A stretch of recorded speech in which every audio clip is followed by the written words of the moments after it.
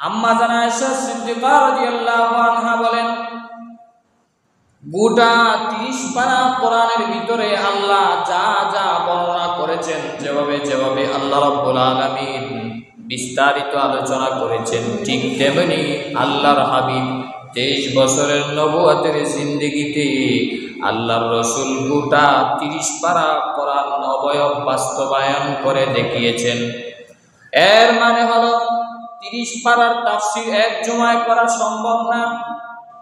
এক জুমায় করা সম্ভব? 30 পারার তাফসীর কেন? একটা সূরা 114টা সূরা থেকে একটা সূরা আলোচনা একটা জুমায় করা সম্ভব না। এমনকি বিসমিল্লাহর শুধু বা নিয়া তাফসীর করলেও এক জুমা কেন কয়েক জুমা চলে যাবে। সুবহানাল্লাহ বলবেন না? আম্মা জান আয়েশা বুঝাইতে চায়, বিশ্বনবীজির জীবনের আলোচনা যেরকম 30 পারা কোরআনের তাফসীর করে যেরকম শেষ করা সম্ভব নয়, এটা যেরকম মহা একটি সমুদ্র, ঠিক তেমনি রসুলের জীবনী নিয়েও শুধু 1 ঘন্টা আধা ঘন্টা 20 দিন ব্যাপী 10 দিন ব্যাপী তাফসীর করলেও জীবনীর আলোচনা সার মর্ম বুঝে আসবে না। সারাংশ হয়তো বুঝে আসতে পারে, কিন্তু পরিপূর্ণ আলোচনা করা সম্ভব নয়। এত বিশাল নবীজির জীবনী, যেটা বলেন সুবহানাল্লাহ। এটা দ্বারা আরেকটা বুঝিয়েছেন আম্মা জান আয়েশা সিদ্দিকা রাদিয়াল্লাহু তাআলা আনহা বলেন, 30 পারা কোরআন ছাড়া যেরকম মুসলমানদের জীবন পরিপূর্ণ হয় না, ঠিক তেমনি 30 পারা কোরআন যেরকম দরকার, রসুলের জীবনীও ঠিক তেমনি মুসলমানদের জানা এবং মানার দরকার আছে না নাই? এজন্য আমার প্রাণেরা ভাইয়েরা, রসুলের জীবনী এটা মহাসমুদ্র, এটা আলোচনা করে শেষ করার মতো আমি অদমের সম্ভব নয়। যতটুকু পর্যন্ত পারা যায় রবিউল আউয়ালের চাঁদের এই 4টা বা 5টা জুমাতে আমরা ধারাবাহিক আলোচনা করব। নবীজির জীবনীকে কয়েকটা ভাগ করে নিব, সহজে আলোচনা বোঝার জন্য এবং আলোচনা করার জন্য নবীজির জীবনীকে কয়েকটা ভাগে বিভক্ত করা যায়। 1 নাম্বার হলো মিলাদুন নবী সাল্লাল্লাহু আলাইহি ওয়াসাল্লাম, নবীজির মিলাদ, নবীজির জন্ম বৃত্তান্ত। জন্ম, এটার আরবি হলো মিলাদ। নবীজি কিভাবে জন্ম হলেন, কোথায় জন্ম হলেন, কার করে জন্ম হলেন, এটার নাম কি? মিলাদুন নবী সাল্লাল্লাহু আলাইহি ওয়াসাল্লাম। 2 নম্বরে হলো সিরাতুন নবী সাল্লাল্লাহু আলাইহি ওয়াসাল্লাম। সিরাত মানে হলো জীবন, জীবন আদর্শ। একজন মানুষের জীবনের ভিতরে শুধুমাত্র জন্ম না, তার জীবনের জন্ম, তার গড়ে ওঠা শৈশবকাল, কৈশোরকাল, বৃদ্ধকাল, পৌরকাল, অফাতকাল, মৃত্যুকাল, সব কিছু তার জীবনের ভিতরে আছে। যদি বলেন ঠিক না বেঠিক? এটার নাম হলো সিরাতুন নবী সাল্লাল্লাহু আলাইহি ওয়াসাল্লাম। 2টা পাঠ। 3 নম্বর পাঠ হলো সূরাতুন নবী সাল্লাল্লাহু আলাইহি ওয়াসাল্লাম। সূরত মানে হলো আকৃতি, অবয়ব। রসুলের চেহারা মুবারক কেমন ছিল, শরীর মুবারক কেমন ছিল, থুতু মুবারক কেমন ছিল, দাঁত মুবারক কেমন ছিল, মাথার চুলগুলো কেমন সুন্দর ছিল, এই পুরা বডির আকৃতির বর্ণনাকে বলা হয় সূরাতুন নবী সাল্লাল্লাহু আলাইহি ওয়াসাল্লাম। জোরে বলেন সুবহানাল্লাহ। হলো 3টা পাঠ।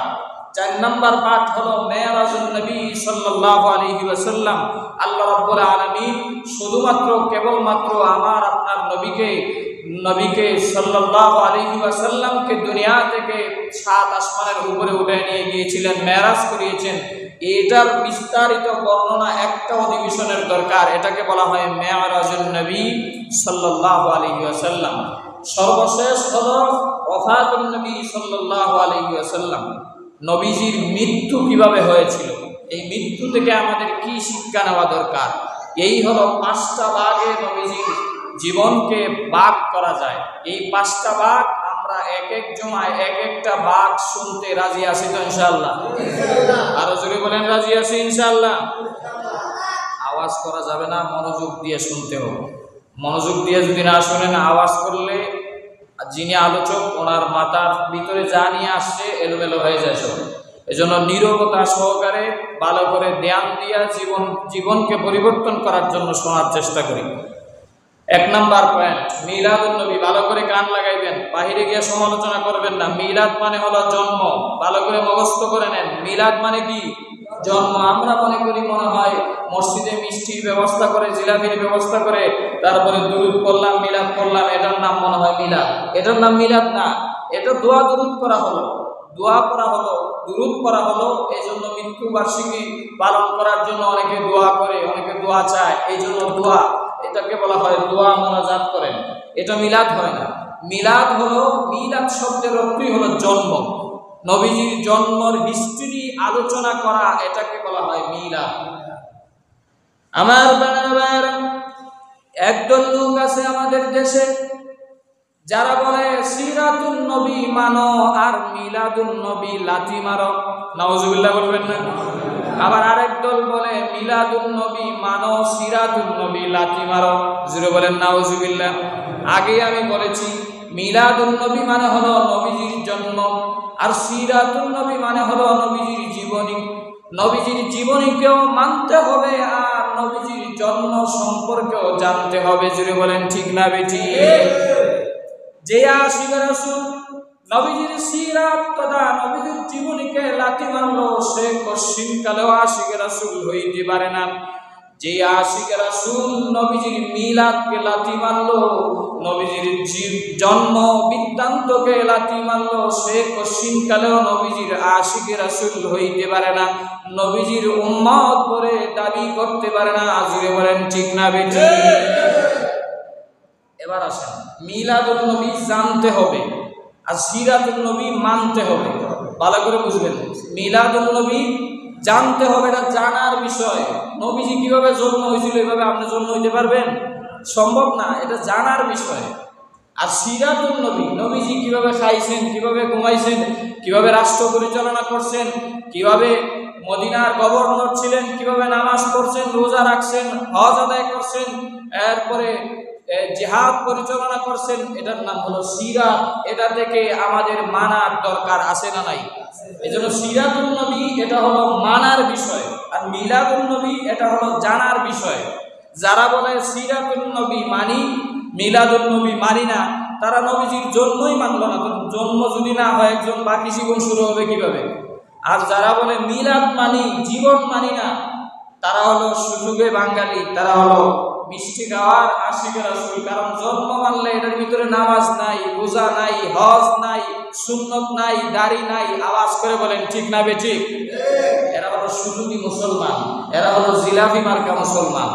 আর আপনি যদি বলেন যে আমি মিলাদুন নবীও জানতে চাই, সিরাতুন নবীও মানতে চাই, তাহলে আপনিই হলেন প্রকৃত আশিক রাসূল। ঠিক না বেঠিক? আর জোরে বলেন ঠিক না বেঠিক? এবার আসেন আমার বাণীর বাইরে, যেন যেন কোনো ব্যক্তির জন্ম বৃত্তান্ত নয়, আল্লাহ রাব্বুল আলামিনের পরিজান মর্যাদা। আমার জবান ক্ষুদ্র জবানে তার প্রশংসা করে শেষ করার মতো নয়। এক কথায় সার সংক্ষেপ হলো, আল্লাহ রাব্বুল আলামিনের পরেই তামাম পৃথিবীর ঊর্ধ্বে যার মর্যাদা, তিনি হলেন বিশ্ব নবী রাহমাতুল লিল আলামিন। জোরে বলেন সুবহানাল্লাহ। এজন্য হাদিসে কুদসির ভিতরে আল্লাহ রাব্বুল আলামিন বলেন, লাউলা কালামা খালাকতুল আফলাক। আমার প্রাণের ভাইরা, আল্লাহ রাব্বুল আলামিন বলেন, এই পৃথিবীর আলো বাতাস আসমান জমিন কোনো কিছুই আমি তৈরি করতাম না যদি আমার বন্ধু হাবিবুল্লাহকে দুনিয়াতে সৃষ্টি না করতাম। সুবহানাল্লাহ। নবীজি যদি না সৃষ্টি হইত, আসমান হইত না, জমিন হইত না, সাত আসমান সাত জমিন তামাম পৃথিবী কোনো কিছুই আল্লাহ সৃষ্টি করত না। আল্লাহ তার হাবিবকে সৃষ্টি করার উদ্দেশ্যে তামাম পৃথিবীকে ডেকোরেটর করে, সুন্দর করে সূর্য দিয়া, চন্দ্র দিয়া, গ্রহ নক্ষত্র দিয়া, আসমান দিয়া, জমিন দিয়া, আলো বাতাস দিয়া সুন্দর করে সাজিয়েছে।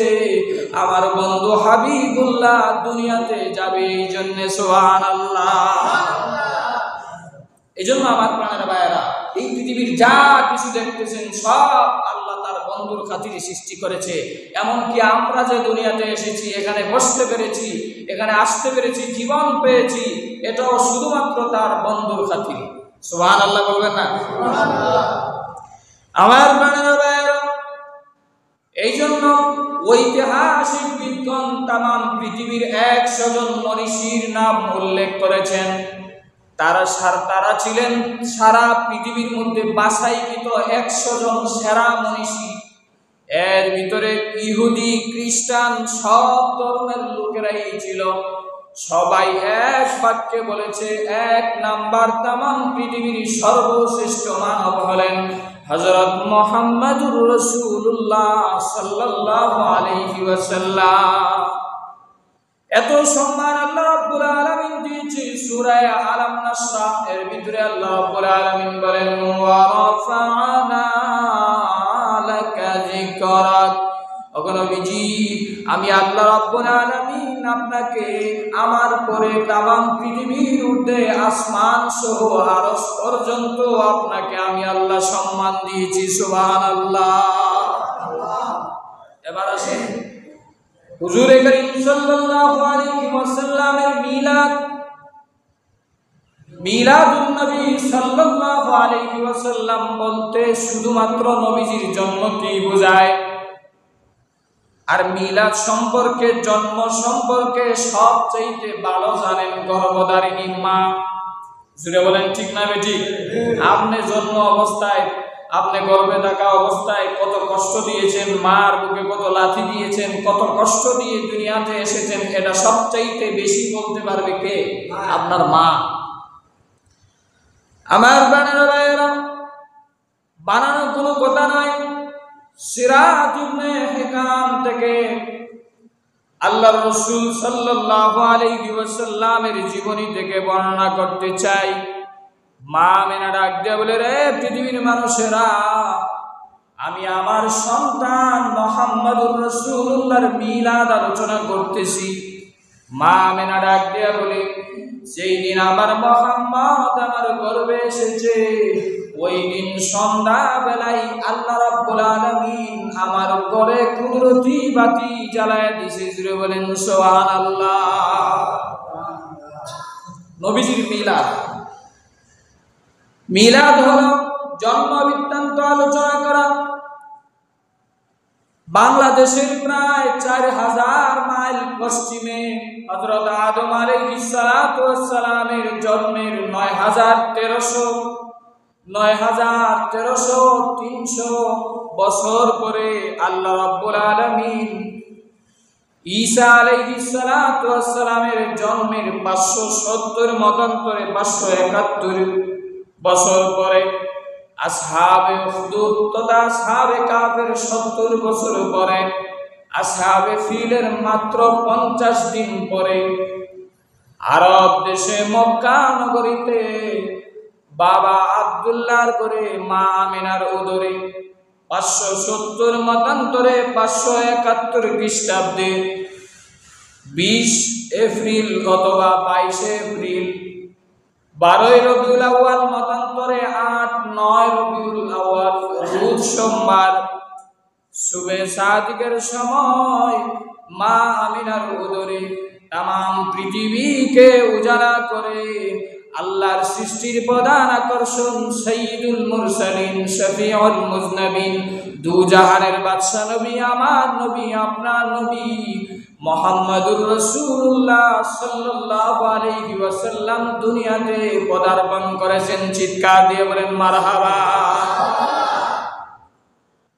আমার ভাইয়েরা, মা আমিনার একবারে পৃথিবীর মানুষেরা, যেই দিন আমার গর্ভে আমার মুহাম্মদ এসেছে, ওই দিন থেকে আমার ঘরে কুদরতি বাতি জ্বলত। আর এই সন্ধ্যা থেকে বাতিটা জ্বলতে জ্বলতে একদম ফজর পর্যন্ত কুদরতি লাইট জ্বলত। আমার গর্ভে সন্তান আসার পরে কে যেন আমার কানে কানে বলে দেয়, ও আমিনা, তোমার সন্তানের নাম আমি মহান আল্লাহ মুহাম্মদ রেখে দিলাম। চিৎকার দিয়ে বলেন সুবহানাল্লাহ। রে পৃথিবীর মানুষেরা, সন্তান দুনিয়াতে আসার 7 দিন পরে তোমরা নাম রাখো, কিন্তু আমার সন্তান মুহাম্মদুর রাসূলুল্লাহ গর্ভে থাকা অবস্থায় রহমতের ফেরেশতা আমাকে এসে বলে দিলেন, তোমার সন্তানের নাম রাখবা মুহাম্মদ। দুনিয়াতে যার নাম হবে মুহাম্মদ, আসমানে তার নাম হবে আহমদ। এমনি আমেনা ডাক দিয়া বলেন, কেন আমি আমার সন্তানের নাম মোহাম্মদ রাখবো?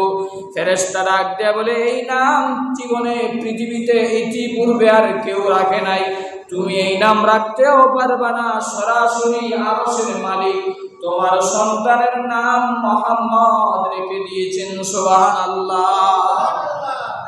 শুধু তাই নয়, মা আমেনা ডাক দিয়া বলে, এই পৃথিবীর মহিলারা, তোমাদের গর্ভে যখন সন্তান আসে তখন তোমাদের কষ্ট হয়, পরিশ্রম হয়, বমি বমি ভাব হয়। যারা মহিলা আছে বা যারা বাচ্চা ছেলে মেয়েদের বাবা আছেন তারা বুঝতে পারবেন, মা যারা আছেন বুঝতে পারবেন, বাবা যারা আছেন শুনেছেন।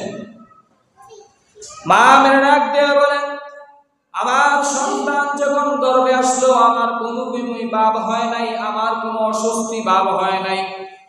এমনকি মহিলারা গর্ভে যখন গর্ভ অবস্থায় অন্তঃসত্ত্বা হয় তখন বলে, আমি গোশত খাবো না, মাংস খাবো না, মাছ খাবো না, এটা খাবো না, সেটা খাবো না, এটা দুর্গন্ধ লাগে, বলে কি বলে না? আরো জোরে বলেন, বলে। মা আমেনা ডাক দিয়া বলে, আমার কোনো এরকম অবস্থাই তৈরি হয় নাই, আমার কোনো শারীরিক অবস্থা একটুও আমার কোনো অবক্ষয় হয় নাই, আমি আমার শরীরের কোনো অবস্থাতেই আমার শরীর খারাপ হয় নাই, আমার মুখে কোনো দুর্গন্ধ আসে নাই। এমনকি মা আমেনা ডাক দিয়া বলে, মা বোনেরা যখন গর্ভ হয় তখন পেট আস্তে আস্তে বড় হইতে থাকে, কিন্তু মা আমেনা ডাক দিয়া বলে, আমার পেট যেরকম আগে ছিল 10 মাস পরে হুবহু ঠিক তেমনি ভাবেই ছিল। এটাকে আপনি পারবেন? এটা পারা সম্ভব না, এটা হলো জানার বিষয়। এজন্য নবীজির মিলাদ হলো এটা জানার বিষয়, এটা মানা যাবে না। আপনি যদি আপনার স্ত্রীকে বলেন 6 মাস হয়ে গেছে, নবীজির মায়ের তো পেট বড় হয় নাই, তোমার পেট কেন বড় হবে, তোমাকে কিন্তু লাথি দিব, এটা বলতে পারবেন? পারবেন না, কারণ এটা সম্ভব না, এটা হবেই, এটাই বাস্তবতা। নবীজির মা ডাক দিয়া বলে, রে পৃথিবীর মহিলারা, আমার শরীরের কোনো অস্বস্তি ভাব হয় নাই, খাবার দাবার আমি যা ইচ্ছা তাই খাইতে পারতাম, আমার কোনো খারাপ লাগে নাই। যেই দিন 10 মাস পরিপূর্ণ হয়ে গেল, 10 মাস 10 দিন যেই সময় পরিপূর্ণ হয়ে গেল, এর ভিতরে আল্লাহ রাব্বুল আলামিন আমার সন্তানকে গর্ভে থাকা অবস্থায় বহু তেলিসমানি আমাকে দেখিয়েছে, লম্বা ঘটনা। মা আমেনা ডাক দিয়ে বলেন, 10 মাস 10 দিন পূর্ণ হওয়ার পরে রাত্রিবেলায় যখন আমি ঘুমিয়ে গেলাম, আমার ডান পাশে ছিল আমার দাসী উম্মে আইমান, আর বাম পাশে বসা ছিল আমার বাসুরের পাঠানো আবু লাহাবের পাঠানো দাসী সুয়াইবা। ডান পাশে দাসী বসা উম্মে আইমান, বাম পাশে বসা ছিল সুয়াইবা বসা ছিল, দুইজন দাসী বসা ছিল আমার ডেলিভারি কাজে সহায়তা করার জন্য। মা আমিনা ডাক দিয়া বলে, রে পৃথিবীর মানুষেরা, আমি যখন ঘুমিয়ে গেলাম, এমনি উম্মে আইমান আর সুয়াইবা ডাক দিয়া বলে, ম্যাডাম আপনি কি কোনো ব্যথা ব্যথা অনুভব হয় নাকি? মা আমিনা বলে, না, কেন ব্যথা অনুভব হবে? সুয়াইবা ডাক দিয়া বলে, আপনার তো 10 মাস কমপ্লিট হয়ে গেল, আজকে তো ডেলিভারি হওয়ার তারিখ। মা আমিনা ডাক দিয়া বলে, না, বিন্দু মাত্র আমার শরীরে কোনো ব্যথা অনুভব করতে পারতেছি না। সুবহানাল্লাহ। আমার বোনেরা ভাইয়েরা, শুধু তাই নয়, মা আমিনা ডাক দিয়া বলেন, হঠাৎ করে আমি আমার চক্ষু আর ধরে রাখতে পারলাম না, গভীর রজনীতে আমার চক্ষু বন্ধ হয়ে গেল, আমি ঘুমিয়ে গেলাম। ঘুমের ঘরে তাকিয়ে দেখি আমার ঘর হঠাৎ করে নূরে নূরান্বিত হয়ে গেছে। সুবহানাল্লাহ। এক কর্নারে বসা দেখি সুন্দরী রূপসী শাড়ি পরা একজন নারী, আরেক কর্নারে আরেকজন নারী, এইভাবে 4 কর্নারে 4 জন সুন্দরী রূপসী নারী বসা। মা আমিনা ডাক দিয়া বলেন, আমি জবাবে ডাক দিয়া বললাম, ও মা, তুমি কে? তুমি কেন আমার কাছে এসেছো? ঘুমন্ত অবস্থায় স্বপ্ন যুগে মা আমিনা যখন বলেন, ডান পাশ থেকে ডাক দিয়া বলে, সুন্দরী রূপসী সাদা শাড়ি পরিহিত একজন নারী ডাক দিয়া বলে, ও আমিনা, তুমি আমাকে চিনবা না? মহান আল্লাহ আমাদেরকে জান্নাত থেকে পাঠিয়েছেন, আমি আদম পুত্রী হযরত হাওয়া আলাইহিস সালাম। জুড়ে বলেন আল্লাহু আকবার। বাম পাশে মা আমেনা ডাক দিয়া বলে ও মা তুমি কে? এমনি উনি ডাক দিয়া বলে আমেনা তুমি আমাকে চিনবা না, আমি হলাম ফেরাউন পত্নী হযরত আসিয়া।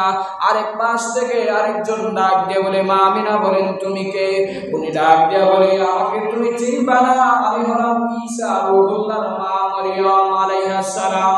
আরেক পাশ থেকে ডাক দিয়া বলে তুমি কে? উনি ডাক দিয়া বলে আমেনা আমাকে চিনবা না, আমি হলাম ইব্রাহিম আলাইহিস সালাতু ওয়াস সালামের পত্নী স্ত্রী হযরত সারা আলাইহিস সালাম। চিৎকার দিয়ে বলেন আল্লাহু আকবার। আমিনা ডাক দিয়া বলে আমি চারজন জান্নাতি রমণীকে জিজ্ঞাসা করলাম তোমরা কেন এসেছো? চারজন জান্নাতি রমণী আমাকে ডাক দিয়া বললেন ও আমিনা তুমি তো জানো না 10 মিনিটের ভিতরে 14 তারিখের পূর্ণিমার চাঁদ তুমি এই মুহূর্তে ডেলিভারি করবা। ডেলিভারি কাজে সহায়তা করার জন্য জান্নাত থেকে আমরা 4 জন মহিলাকে মহান আল্লাহ মেডিকেল টিম বানাইয়া পাঠাইছে। সুবহানাল্লাহ, নারায়ে তাকবীর, দ্বীন ইসলাম, দৌলতপুর বাইতুল আকসা জামে মসজিদ। আমার বানার ভাইরা, এই জন্য হাবিবুল্লাহর মিলাদ হলো এগুলা জানতে হবে, এগুলা মানার কোনো বিষয় নাই। নবীজির জন্ম কিভাবে হয়েছিল এটা আমরা এভাবে জন্ম নেওয়া সম্ভব নয়, এটা শুধুমাত্র তার বন্ধুর সুবার পাওয়ার আল্লাহ দিয়ে দিয়েছেন। এমনি হঠাৎ করে মা আমিনা ডাক দিয়া বলেন এই 4 জন রমণীর সাথে আমি কথা বলার পরই আমি তাকায় দেখি সুয়াইবা কাকে যেন তুলে নিয়া চুমু খাইতেছে। সুবহানাল্লাহ। মা আমিনা ডাক দিয়া বলেন হঠাৎ করে আমি যখন চুমুর আওয়াজ পাইলাম তখন আমার চোখ খুলে গেল। এমনি তাকায় দেখি সুয়াইবার কোলে 14 তারিখের পূর্ণিমার চাঁদ। আমি যেন মনে মনে ভাবতেছি আসমান থেকে 14 তারিখের পূর্ণিমার চাঁদের চাইতেও আরো বেশি আলোকিত হয়ে শিশু বাচ্চা মুহাম্মদের কপাল থেকে নূরে নূরান্বিত ভাব হয়ে সারা ঘর আলোকিত হয়ে গিয়েছে। সুবহানাল্লাহ। এমনি আমি ডাক দিয়া বললাম সুয়াইবা এই সুন্দর 14 তারিখের পূর্ণিমা চাঁদের চাইতে আরো সুন্দর সন্তান তুমি কই পাইলা? এমনি সুয়াইবা ডাক দিয়া বলে ও আমেনা তুমি কি জানো না এই মুহূর্তে তো আপনি নিজে এই মাত্র ডেলিভারি করলেন। আমেনা ডাক দিয়া বলি পিঁপড়ায় কামড় দিলেও কষ্ট হয়, কিন্তু আমি আমেনা আমার সন্তান মুহাম্মদকে কিভাবে ডেলিভারি করেছি পিঁপড়ার মতো কষ্ট আমি আমেনা বুঝতে পারি নাই। সুবহানাল্লাহ। শুধু তাই নয়, মা বোনেরা যখন ডেলিভারি হয় তখন বালতি রক্ত মেঝেতে একদম গড়ে ভেসে যায়, কিন্তু আল্লাহর হাবিব রাসূলুল্লাহ সাল্লাল্লাহু আলাইহি ওয়াসাল্লাম যখন দুনিয়াতে এসেছেন কোনো রক্ত নাই, কোনো নষ্ট রক্ত নাই, কোনো নাফাক রক্ত নাই। বোঝা যায় যেন পেটের ভিতরে থাকতেই আল্লাহ রহমতের ফেরেশতা দ্বারা গোসল করাইয়া জান্নাতি পোশাক দ্বারা আল্লাহ রাব্বুল আলামিন মাত্র দুনিয়াতে পদার্পণ করেছেন। চিৎকার দিয়ে বলেন মারহাবা। আমার প্রাণের ভাইয়েরা, শুধু তাই না, এই ছিল নবীজির মিলাদ। নবীজি এইভাবে দুনিয়াতে এসেছেন এটা আমরা কখনো পারবো না, এটা জানতে পারবো কিন্তু মানতে পারবো না। আমার প্রাণের ভাইয়েরা, নবীজির মিলাদ শুধু এখানেই শেষ নয়। মা আমিনা ডাক দিয়া বলে যখন আমার সন্তান মুহাম্মদ মাত্র 1 ঘন্টার শিশু, কয় ঘন্টার শিশু? মাত্র 1 ঘন্টার শিশু। আমি তাকায় দেখি আমার মুহাম্মদ বাম হাতটা লজ্জাস্থানের ভিতরে দিয়ে রাখছে। আমি ইচ্ছা করলাম হাত সরানোর জন্য, মা আমিনা বলেন আমি হাত সরাইতে পারি নাই। এমনি মা আমিনা ডাক দিয়া বলেন রে পৃথিবীর মানুষেরা, আমি সুয়াইবা উম্মে আয়মানকে বললাম তাড়াতাড়ি কাপড় দিয়ে ঢেকে দাও। এমনি কাপড় দিয়ে ঢেকে দেওয়া হলো। আস্তে করে আল্লাহর হাবিব হাতটা সরাই দিলেন। মা আমিনা বলেন আমি বুঝতে পারলাম 1 ঘন্টার শিশু হইতে পারে, আমার পুত্র মুহাম্মদ তার লজ্জাস্থান পৃথিবীবাসীকে দেখাইতে দিবে না। সুবহানাল্লাহ। এটা আমরা পারবো? আমরা 1 ঘন্টা কেন 5 বছরেরও যখন ছিলাম তখন অনেকে উলঙ্গ হয়ে গোসল করছে, আছে না নাই? আরো জোরে বলেন আছে না নাই? লঙ্গি হলো গাছের উপরে আর সে পুকুরের ভিতরে গোসল করতেছে, নদীর ভিতরে গোসল করতেছে, বন্ধু লঙ্গি নিয়ে দৌড়ায় চলে যায়, আছে না নাই? আছে। এটা শুধু বিশ্বনবী রাহমাতুল লিল আলামিনের জন্য সুবার পাওয়ার, এইভাবে নবীজি দুনিয়াতে আসবেন, তার লজ্জাস্থান দুনিয়াবাসী কেউই দেখতে পারবে না। এটা শুধুমাত্র আল্লাহর নবী, এটা সুবার পাওয়ার, মর্যাদা এবং সম্মান। এজন্য আমার প্রাণের ভাইয়েরা, যখন কয়েকদিন হয়ে গেল, বাবা তো দুনিয়াতে নাই, জন্ম হওয়ার আগেই আব্দুল্লাহ দুনিয়া থেকে চলে গেলেন। দাদা চলে আসলেন, আব্দুল মুত্তালিব এসে বলেন, ও আমার পুত্রবধূ আমেনা, আমি শুনেছি আমার ছেলে আব্দুল্লাহর ঘরে, তোমার গর্ভে নাকি আমার নাতি মুহাম্মদুর রাসূলুল্লাহ জন্ম হয়েছে। সকাল হয়েছে, সূর্য উদিত হয়েছে, আমার কুলে দাও, আমার নাতিকে আমার কুলে দাও। দাদা আব্দুল মুত্তালিব যখন কুলে নিয়ে জাবালে আবি কুবাইসের উপরে উঠে, যারা হজে গেছেন তারা দেখেছেন পাহাড়ের নাম জাবালে আবি কুবাইস। আল্লাহ রাব্বুল আলামিন দুনিয়াতে যতগুলো পাহাড় দুনিয়াতে নির্মাণ করেছেন, সর্বপ্রথম পাহাড়ের নাম হলো জাবালে আবু কুবাইস। নবীজির বাড়ির একদম পাশেই এই পাহাড়টি রয়েছে। আব্দুল মুত্তালিব নাতি মুহাম্মদুর রাসূলুল্লাহ সাল্লাল্লাহু আলাইহি সাল্লামকে তুলে নিয়ে জাবালে আবি কুবাইসের উপরে গেলেন, সূর্যের আলো যেন নাতির উপরে লাগে। এটা ডাক্তাররাও বলে, সায়েন্সও বলে, সর্ববিজ্ঞানে এবং সর্বশাস্ত্রেই এটা বলে যে সূর্যের আলো প্রথম কয়েকদিন বাচ্চার জন্য ভিটামিন ডি হিসাবে, ভিটামিন বি হিসাবে, অনেক রোগের সেবা হিসাবে এটা ব্যবহৃত হয়। সুবহানাল্লাহ বলবেন না? তখন আরবরাও এটা জানতো, বর্তমানেও এটা অনেকেই এরকম করে, বিশেষ করে সিজারের রোগী যারা, অথবা প্রথম যখন বাচ্চা ভূমিষ্ঠ হয় তখন সূর্যের আলোতে নিয়ে যায়। কিন্তু আব্দুল মুত্তালিব ডাক দেয়, বলে আমেনা, তোমার সন্তানকে নাও আর আমার কথা শুনো। এমনি মা আমেনা ডাক দেয়, বলে শ্বশুর, ও আমার আব্বাজান, কি হয়েছে? আমার সন্তান কোনো বেয়াদবি করলো নাকি? আব্দুল মুত্তালিব ডাক দেয়, বলে আমেনা, আমার নাতি কোনো বেয়াদবি করতে পারে না, কিন্তু আমি যখন জাবালে আবি কুবাইসের উপর আমার নাতিকে নিয়ে গেলাম সূর্যের আলো লাগানোর জন্য, আমি তাকায় দেখি আসমানের সূর্য আমি আব্দুল মুত্তালিবের মাথার উপর পড়ে, কিন্তু কে যেন আমার নাতি মুহাম্মদুর রাসূলুল্লাহর উপর কুদরতি সাদা ধরে থাকে। সুবহানাল্লাহ। আমার গায়ে সূর্যের আলো লাগে, কিন্তু আমার নবীর গায়ে, আমার নাতির গায়ে কে যেন সাদা ধরে রাখে। সুবহানাল্লাহ বলবেন না? তো নবীজির জন্ম থেকেই নবীজি মুজিজা শুরু করে দিয়েছিলেন, একদম শেষ পর্যন্ত নবীজির মুজিজা ছিল। আল্লাহ রাব্বুল আলামিন দুনিয়াতে যত রাসূল, যত নবী পাঠিয়েছেন, যত মুজিজা দিয়েছেন, একাই আমার নবী আপনার নবীকে এর চাইতে আরো বেশি মুজিজা দিয়েছেন। জোরে বলেন সুবহানাল্লাহ। এজন্য নবীজির মিলাদ, নবীজির সিরাত, নবীজির জীবন সম্পর্কে জানার দরকার আছে না নাই? জোরে বলেন আছে না নাই? ইনশাআল্লাহ জন্ম সম্পর্কে, সিরাত সম্পর্কে, মিলাদ সম্পর্কে আলোচনা হবে।